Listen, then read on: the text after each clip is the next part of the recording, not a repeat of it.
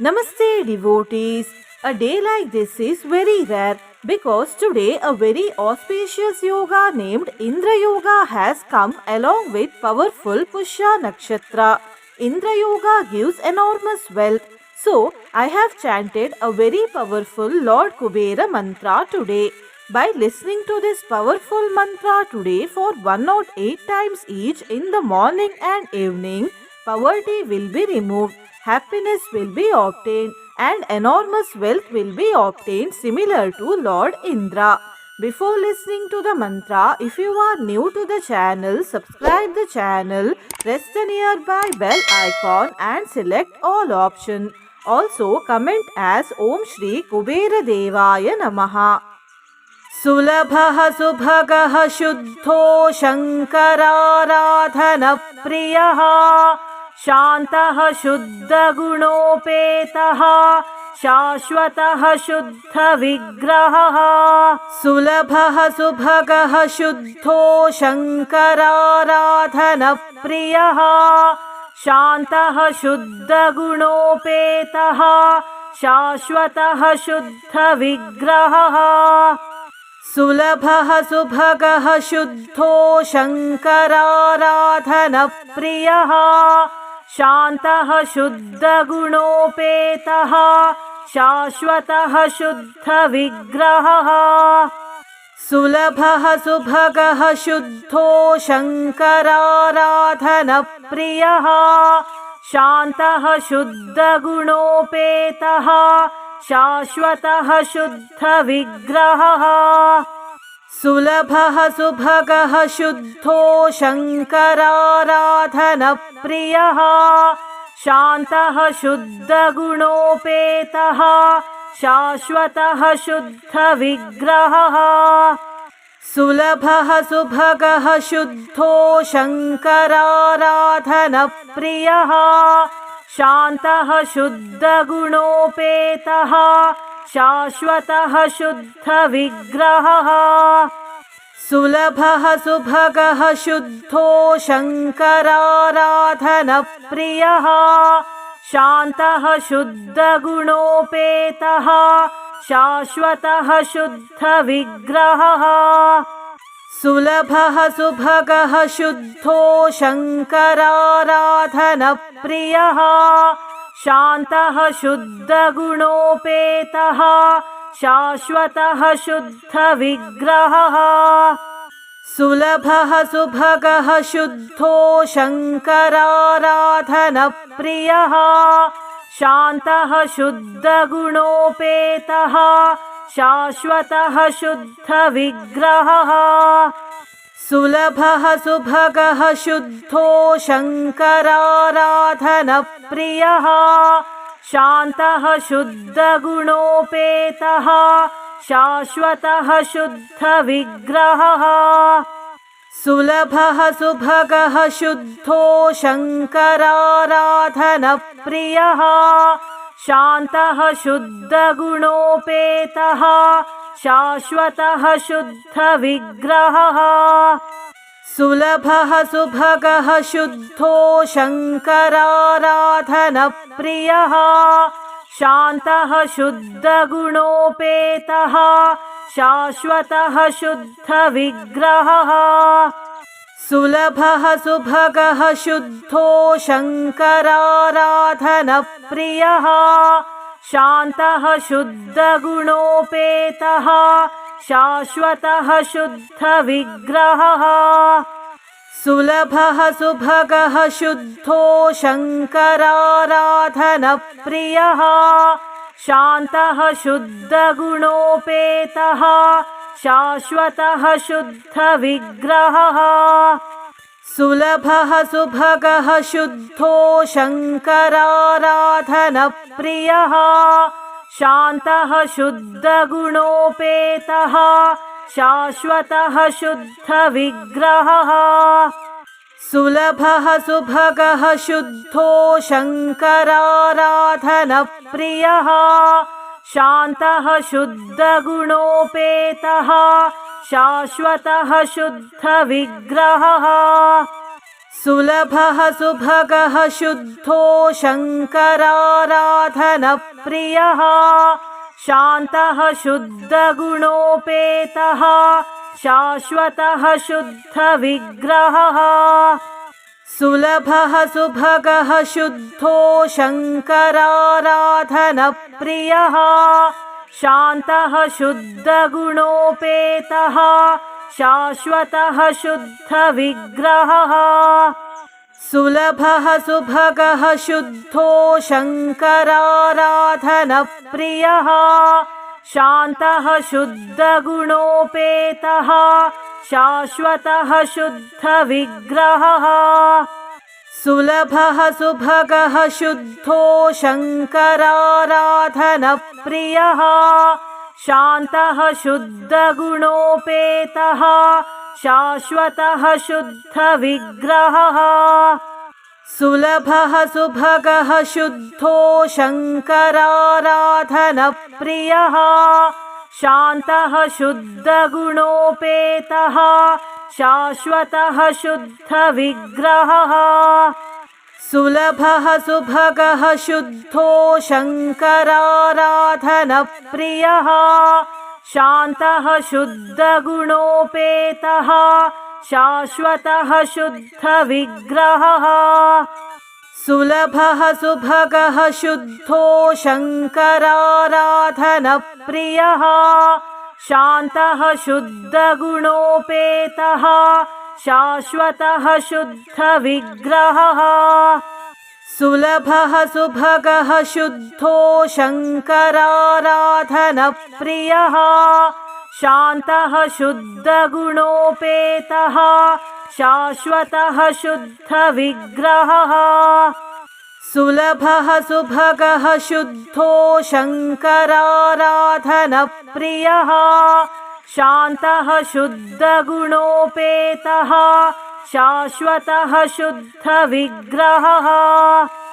सुलभः सुभगः शुद्धो शङ्कराराधनप्रियः शान्तः शुद्धगुणोपेतः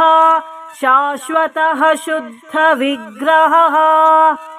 सुलभः सुभगः शुद्धो शङ्कराराधनप्रियः शान्तः शुद्धगुणोपेतः शाश्वतः शुद्धविग्रहः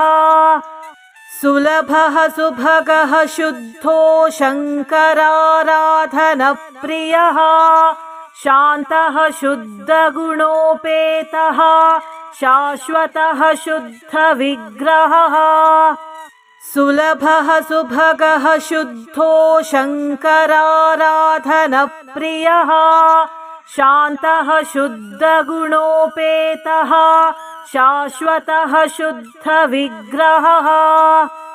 सुलभः सुभगः शुद्धो शङ्कराराधनप्रियः शान्तः शुद्धगुणोपेतः शाश्वतः शुद्धविग्रहः सुलभः सुभगः शुद्धो शङ्कराराधनप्रियः शान्तः शुद्धगुणोपेतः शाश्वतः शुद्धविग्रहः सुलभः सुभगः शुद्धो शङ्कराराधनप्रियः शान्तः शुद्धगुणोपेतः शाश्वतः शुद्धविग्रहः सुलभः सुभगः शुद्धो शङ्कराराधनप्रियः शान्तः शुद्धगुणोपेतः शाश्वतः शुद्धविग्रहः सुलभः सुभगः शुद्धो शङ्कराराधनप्रियः शान्तः शुद्धगुणोपेतः शाश्वतः शुद्धविग्रहः सुलभः सुभगः शुद्धो शङ्कराराधनप्रियः शान्तः शुद्धगुणोपेतः शाश्वतः शुद्धविग्रहः सुलभः सुभगः शुद्धो शङ्कराराधनप्रियः शान्तः शुद्धगुणोपेतः शाश्वतः शुद्धविग्रहः सुलभः सुभगः शुद्धो शङ्कराराधनप्रियः शान्तः शुद्धगुणोपेतः शाश्वतः शुद्धविग्रहः सुलभः सुभगः शुद्धो शङ्कराराधनप्रियः शान्तः शुद्धगुणोपेतः शाश्वतः शुद्धविग्रहः सुलभः सुभगः शुद्धो शङ्कराराधनप्रियः शान्तः शुद्धगुणोपेतः शाश्वतः शुद्धविग्रहः सुलभः सुभगः शुद्धो शङ्कराराधनप्रियः शान्तः शुद्धगुणोपेतः शाश्वतः शुद्धविग्रहः सुलभः सुभगः शुद्धो शङ्कराराधनप्रियः शान्तः शुद्धगुणोपेतः शाश्वतः शुद्धविग्रहः सुलभः सुभगः शुद्धो शङ्कराराधनप्रियः शान्तः शुद्धगुणोपेतः शाश्वतः शुद्धविग्रहः सुलभः सुभगः शुद्धो शङ्कराराधनप्रियः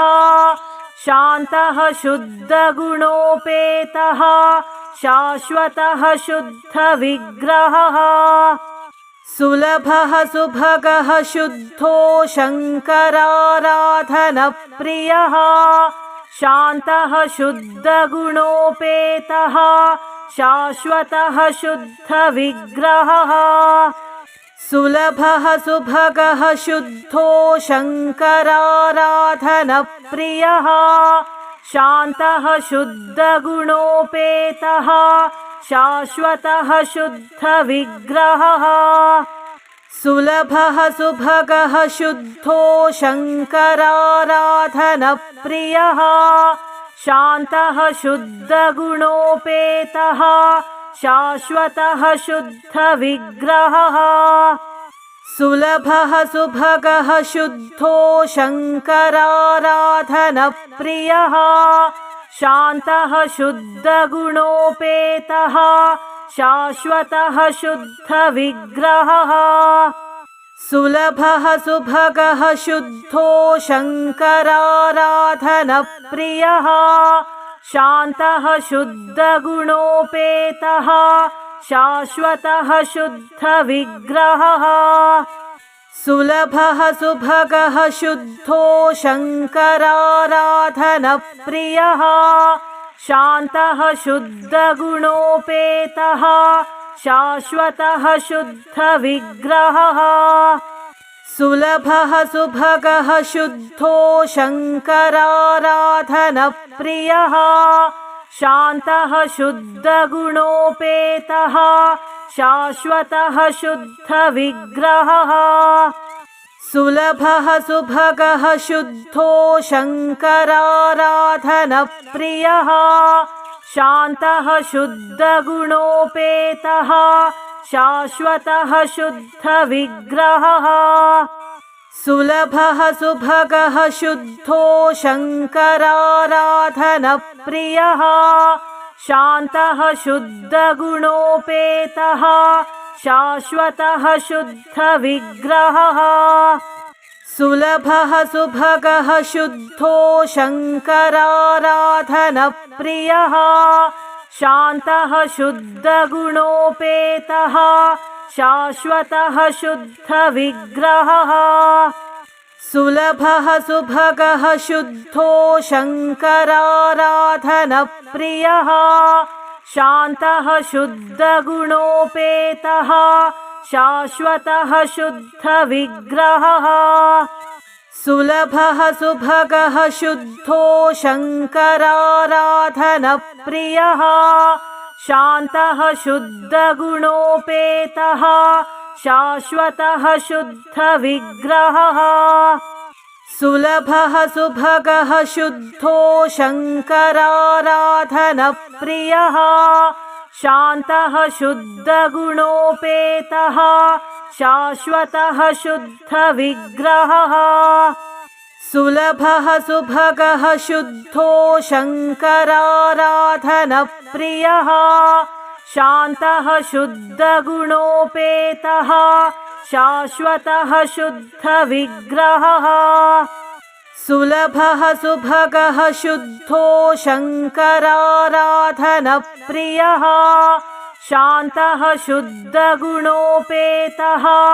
शाश्वतः शुद्धविग्रहः सुलभः सुभगः शुद्धो शङ्कराराधनप्रियः शान्तः शुद्धगुणोपेतः शाश्वतः शुद्धविग्रहः सुलभः सुभगः शुद्धो शङ्कराराधनप्रियः शान्तः शुद्धगुणोपेतः शाश्वतः शुद्धविग्रहः सुलभः सुभगः शुद्धो शङ्कराराधनप्रियः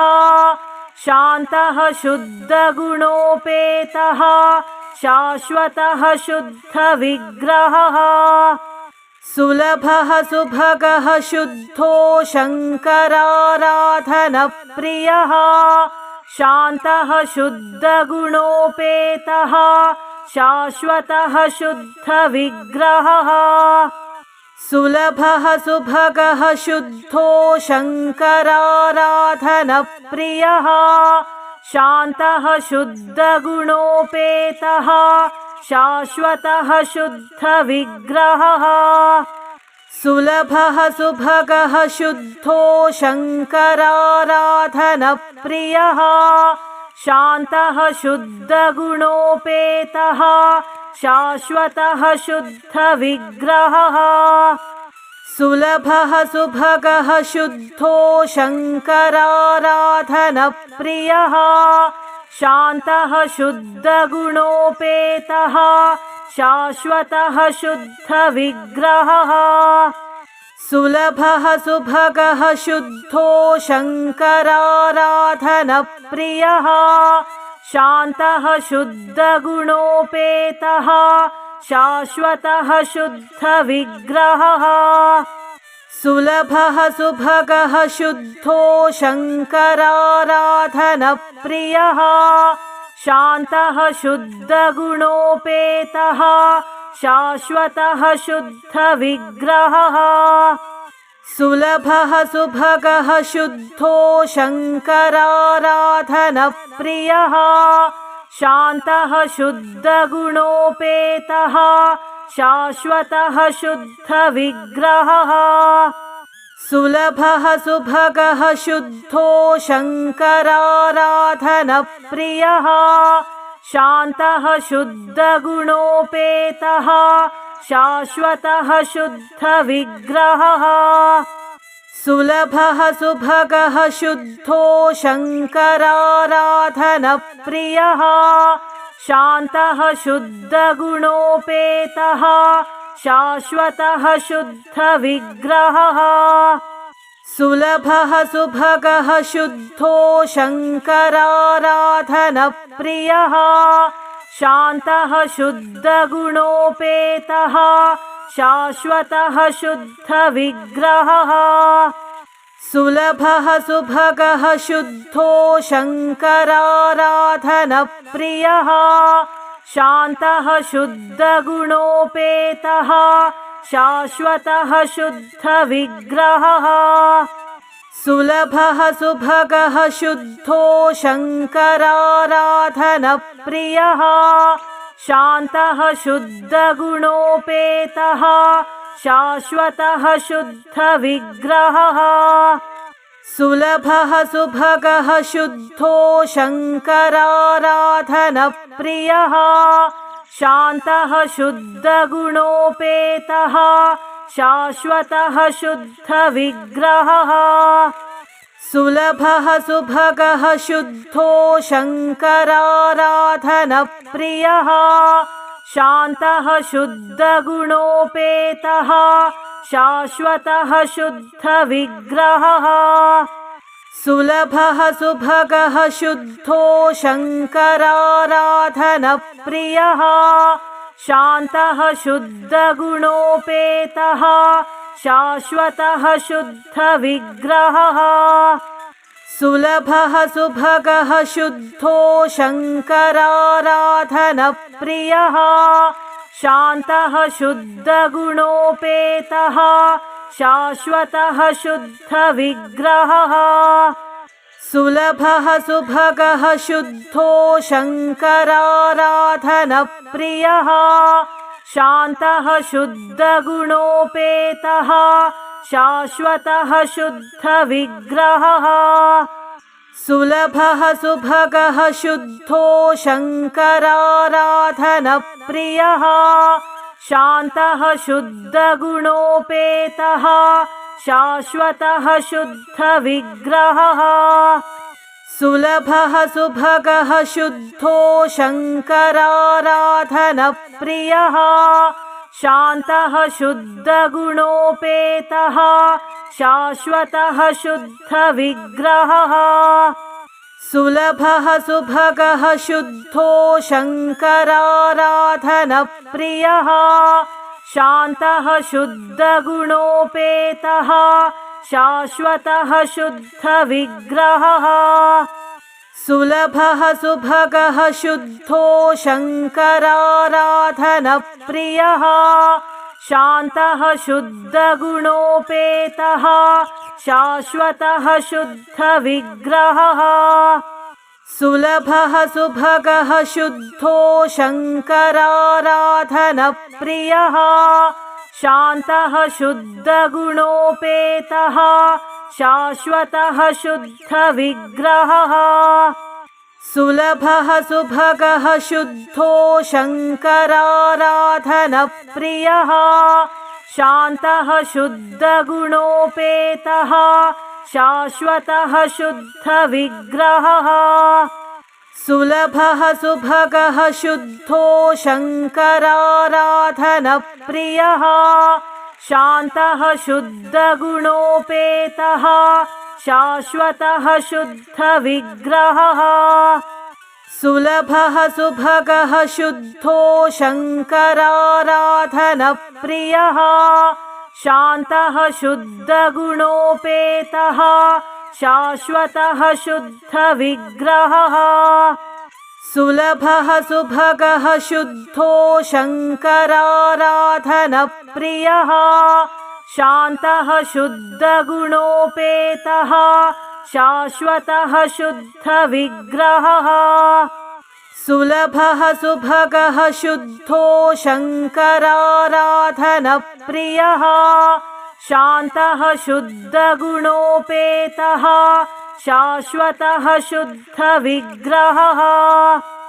सुलभः सुभगः शुद्धो शङ्कराराधनप्रियः शान्तः शुद्धगुणोपेतः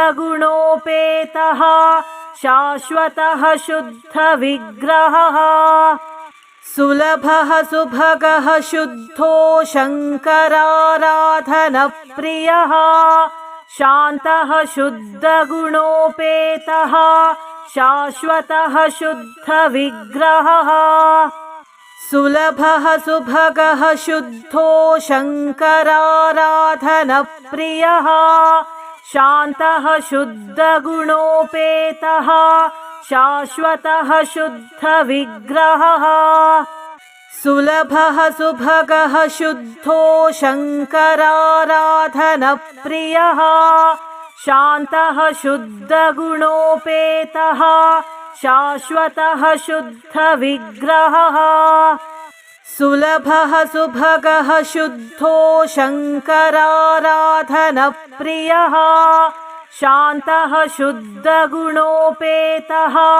शाश्वतः शुद्धविग्रहः सुलभः सुभगः शुद्धो शङ्कराराधनप्रियः शान्तः शुद्धगुणोपेतः शाश्वतः शुद्धविग्रहः सुलभः सुभगः शुद्धो शङ्कराराधनप्रियः शान्तः शुद्धगुणोपेतः शाश्वतः शुद्धविग्रहः सुलभः सुभगः शुद्धो शङ्कराराधनप्रियः शान्तः शुद्धगुणोपेतः शाश्वतः शुद्धविग्रहः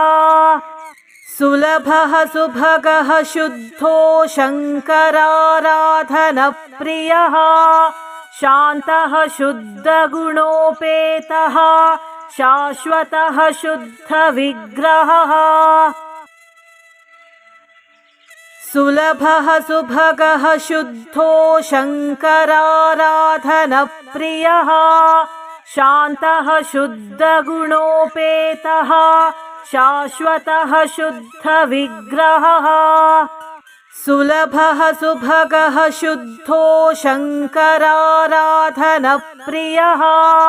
शान्तः शुद्धगुणोपेतः शाश्वतः शुद्धविग्रहः सुलभः सुभगः शुद्धो शङ्कराराधनप्रियः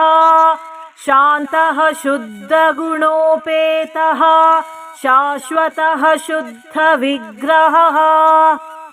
सुलभः सुभगः शुद्धो शङ्कराराधनप्रियः